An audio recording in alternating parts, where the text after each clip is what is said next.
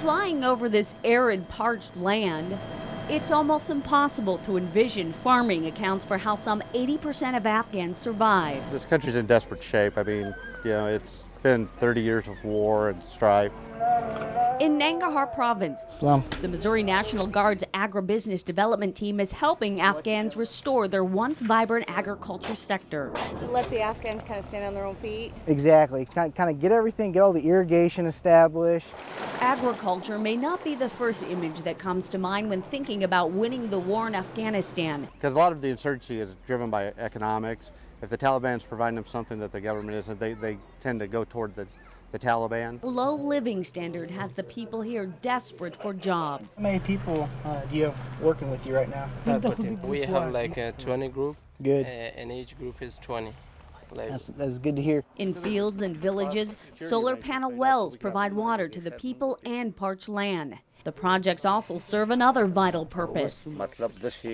Before 4 years, we grow poppies. Poppies. We were poor. Poppy was easy. They don't need water. While we got such as facilities, we have been growing the wheat. Fewer poppy fields translates into fewer funds funneled into the pockets of insurgents fighting coalition forces.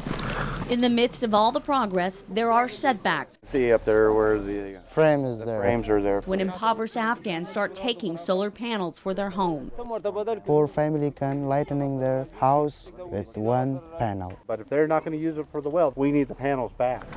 On many projects, Afghans have taken turns standing guard to help stave off the stealing. If the guards will not be here, so the local people, they'll come and they'll cut the trees.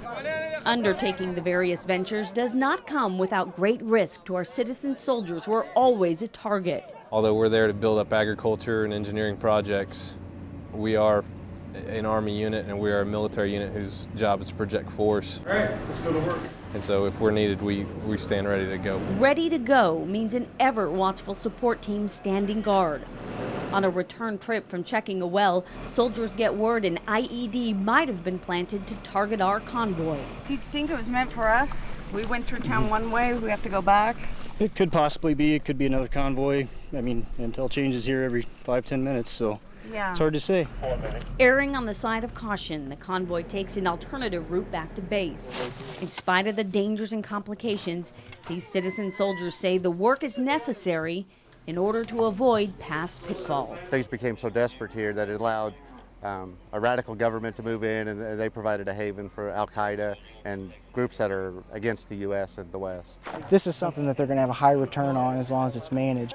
Hopefully in the next 3 to 5 years, these trees will be big enough and they'll start producing